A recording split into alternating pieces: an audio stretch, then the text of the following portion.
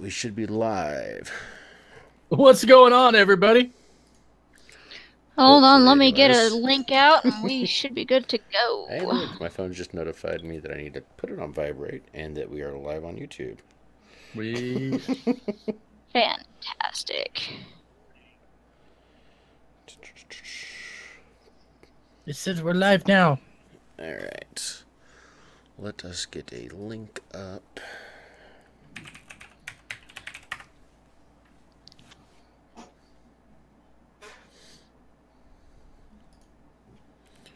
For chat, live.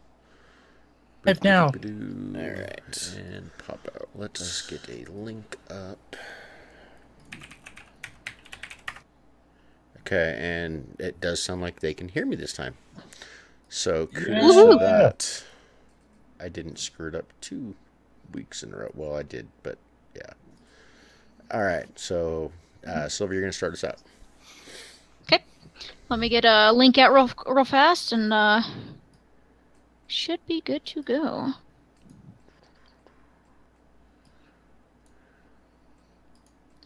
Alright. I still hate you guys for this, by the way. That's okay. Y'all ready? Whenever you are. Okay. Welcome, and you're listening to Geekologist Radio, a division of the Ninja Cake. It was my turn. I did the same thing you did last week. Shut up. All right. Ninja Cake. I like that one better. It could have been something else. We're doing it live. This is what happens. Welcome, and you're listening to Geekologist Radio, a division of the Ninja Pancake family of podcasts. Music time. Do do do do do do do do do do do do do. Hey, it's Silver, and welcome to Geekologist Radio, where we take you through our queue and ride the hype train into the future. Let's introduce our crew for tonight's cast. First up, we have Mr. Damian Nash. What's going on, everybody? I am excited to talk all the things. All the things. And then, of course, we have Mr. Fats. Hello. This is the first time I've been on an actual introduction at the start of an episode in several weeks. Yes. Yeah. Yes. So hello. But we know. But you've always been there. Like you just. I'm lurking in the always background. here. You're It doesn't always matter. here. I am always there. As what's her name would say, Ross would say, always watching. Wazowski. It's actually kind of creepy. Always But... watching. Anyways. Shit. All right. Well, first been a long off, day. it has been. It has been. I have not slept yet, by the way, and it's been over. I was supposed to sleep earlier, and it didn't happen. Fantastic. Sounds like you're whining. Stop whining. Oh, knock it off. So, error and omissions. I have one. And I'm just going to say, F you, HBO, you're an a-hole. So, I talked about Dude, dog soldiers. they're under enough stress right now with the whole garbage hack. I thing know, and I everything. know. Leave HBO alone. They're trying. Well, so I said that Kevin McKidd was the Night King, the human form. Well, he's from Dog Soldiers, HBO's Rome.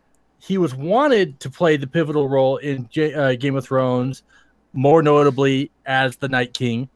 Due to premature cancellation of Rome, both Kevin McKidd and James Purefoy, who was also sought after for a Game of Thrones role, both literally said F you to HBO when they said that. So HBO is like, well, we want the Night King to look like Kevin McKidd. So what do? They go and hire lookalike actor Vladimir Furtick to play the human form of the Night King. And he looks damn near identical to Kevin McKidd. That is like a slap in the face. Now, mind you, Vladimir, I've seen actually some of his other roles, and he is one of those things where you see a movie with him in it, and you do kind of get him mixed up with Kevin McKidd. But he is a good actor in his own right. But still, it's kind of like, oh man, I hate that I got that wrong. But yeah, HBO, you tricked me. You did. You got that look that you wanted. Right on you. Bad on me. kind of creepy, but hey, it's effective. Do we have any other errors and omissions? I thought we had some posted. Let's see. And I will cut this out of the actual thing, but yeah, no. Let's see. So God, last week we were a little vague on a few things. The actress who plays Hermione Granger in Harry Potter is Emma Watson. No one said Westworld was going to have 2-year intervals, and we just expected early 2018. And yeah, the Dark Tower effect. I guess we didn't explain what the Dark Tower effect was. Yeah, basically that was me. I didn't mean Dark Tower effect. I meant the Stephen King effect, as in the fact that a lot of his films, when they come into the actual theater, have not done as well as his made-for-TV miniseries have done. Hence why a lot of his films went to TV miniseries instead of in the big screen. Gotcha. It's just like what I said the other day. It's not really the Stephen King effect. It's the shitty director's effect. Yeah. But so next up, we're going into our cue music, I think. Depends on how I feel when I edit this. I gotcha. As the editor, I have all the power. Sorry. So it's been a while. Like, I have a love-hate relationship with the Resident Evil films, mainly because I hate them because they don't follow the games, or when they try to put a character in to play one of the characters in the games, it just doesn't work. Ugh. But what I did is I had to go at it and start looking at it as it's a different universe. If I can look at it at like I do comics, like it's a different universe, I started to find a lot of enjoyment in it. I really like Mila Jovovich as an actor, or actress. I love who wouldn't? Yeah. But big bada boom, and multipass, all that stuff. Dallas multipass. When I saw her in that film, that was really what started me to have a crush on her. Me, I protect you. Yes. I am Fifth Element. Sorry. It's all good. Well, I've been holding off watching the final chapter, mainly because I didn't want it to be over, and I wanted to watch it closer to knowing that the reboot was happening, so I could actually go back and see that.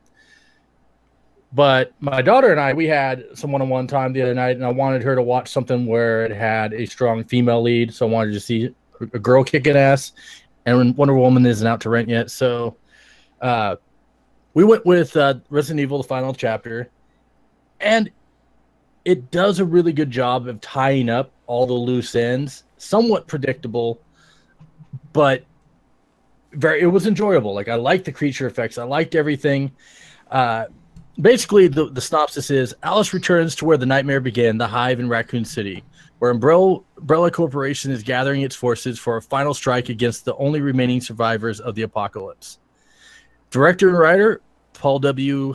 S. Anderson happens to be Mila Jovovich's husband. Lucky. Ian Glenn, who we all know as Jorah Mormont, and then Ali Larder came back for this one. And I was glad that they brought her back for that, because she actually played a good Claire. Out of the characters that they brought in from the game, her character I felt was a believable character in it. It was a good little nod to see her back into a film more recent. The special effects, like I said, were really good for it. Wasn't too over the top, like she has special powers or anything like this. It was just more of a return to the original as a swan song to say kind of goodbye, which it worked out really well. In the end, it left it to where this is the thing I thought about. So, though the ending ties things up nicely, it leaves options for a continuation, or at least for the fans to imagine the future adventures of Alice. I could see the series continuing as a comic or a novel while stepping aside for the already in development reboot. And that's basically where I see this going. I think that they're going to do we're not going to see any more films with her, but I feel that we're going to see a comic or graphic novel. What number film is this with her?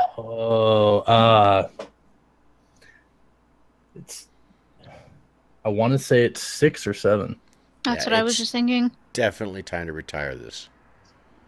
Yeah, maybe do a full reboot. That's fine, but the current cast and everything is way time to retire this. Yeah, because I mean, I want to say it's 7.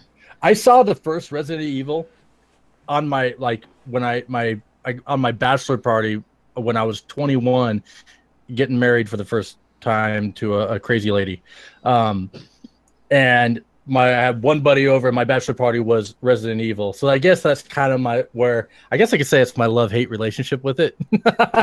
it started on I thought it was a good, then a bad, then a good. But Silver? Does the reboot have a director yet?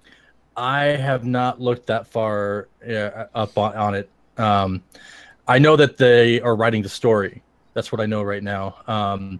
I think they were looking to have. I mean, can you imagine if James Wan did Resident Evil? But that's actually kind of who I was thinking of. Yeah, because I mean, I know that I think that name was actually tossed around a little bit, but who else am I going to think of though? It's always James Wan or Mike Flanagan. Yeah, those two both are a great team. No. Come on, there'll be explosions everywhere. Stop it. We can just stick with. Yeah, how long ago was Bad Boys 3 supposed to come out? Mm-hmm. It's a good question. Yeah, I'm not seeing anything about a director yet. Well, something that Brandon and I can talk to you about a little bit. We can go into all sorts of detail with this. Silver, you're on. You're at the start of season 3 of something. Finally have made it almost halfway through season 3 of Game of Thrones. I know I'm still insanely behind, but I've only been watching it for a few weeks, so I was pretty excited that it to finally make some progress. Trying to remember, I watched like 5 episodes last night. I finished season 2 last night. Clapped when Jamie lost his hand, mostly because he couldn't clap. God, I'm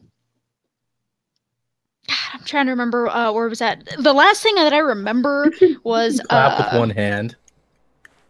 Not very effectively. Okay. That sounds like something else, man. Well, we're on YouTube, so they know it's not, so I'm good.